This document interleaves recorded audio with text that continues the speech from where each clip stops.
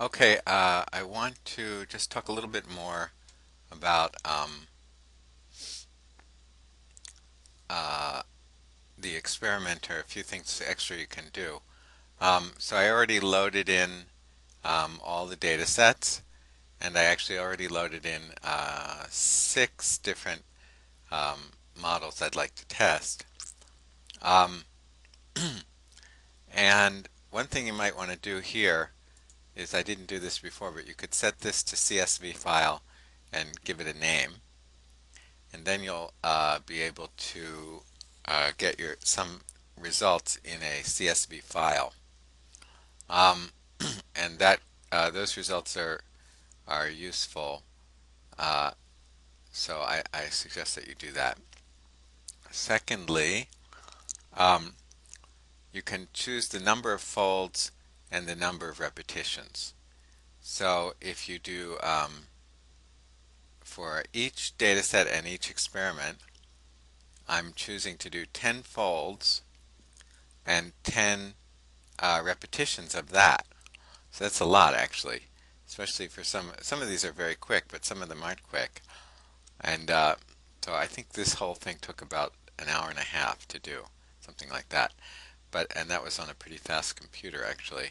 Um, so 10 folds means, remember, it means means you take 90% of the data and leave 10% out. You take 90% to build the model and 10% to test it. And then you repeat that with a different, with the next, take the next 10% out and the test, and I'm sorry, and train with 90% and test with the new 10% and so on. You do that 10 times, and the results are kind of averaged. Um, and So that's what that means. And then you can repeat that 10 times. So you're getting like 100 repetitions of this, basically, 10 times 10. Um, so that's kind of gives you enough to get like a confidence interval or a statistical. You can test whether your results are statistically significant or not. Um, so okay, so that's one thing, and then also here in the analyze, I did, for example, I did percent correct before. This time I might want to do true positive rate to find it. I think I missed it there. Uh, true, what do I want to do here? Well, let's say I want to do true positive. Where is it? I can't find it. True negative. Why can't I find true positive? Here, true positive. Okay. And another thing you can do is set what's called your baseline test. So that's kind of like you can set one of the models to be the baseline, and then the other ones are compared to that model. So that might be interesting. Um, so just sort of makes it a little easier for you when you figure out the results at the end. So like here, I'll sorry. So you test you select that baseline one here. So you can choose any of these. I'm not quite sure about the summary and the ranking, what that does. Um, so I'll select the perceptron, the neural network one, to be the baseline. And I think that's all. Oh, let's show the standard deviations as well. Um, and okay, so now let's perform the test. And so here's the results. And so a little bit more explanation of these results. So the baseline model goes here, goes first, and then there's this dashed line here.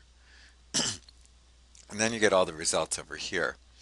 And you have sometimes an asterisk or a V, and the asterisk indicates that it's worse than the baseline model, um, given this level of significance, it's worse. And V indicates that it's better than the baseline model, uh, given the same level of significance. So now this works by row, not by column, right? So this one is better than this one uh, with the 5% significance level. And this one is also better. This one is not better, but it's not statistically significantly worse. But for example, here, an asterisk, this one is worse than this one, and it's statistically significantly, I forget if that's the right way to say that, worse. That's why there's an asterisk there at the 5% level. On the other hand, so this one is better, but not at the statistically significant level. Now I think, let's see, this is standard, no, I better not say that. Okay, so I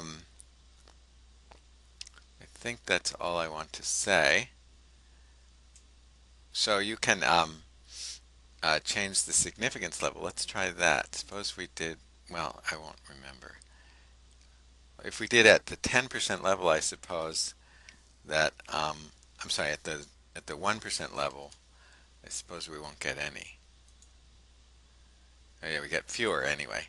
So because we're more strict in terms of our level of significance, we get less of these asterisks and V's. Let's check that again. If I put in 5, I should get more asterisks and V's because I'm being less strict. Right? So I get more. Okay, that's all.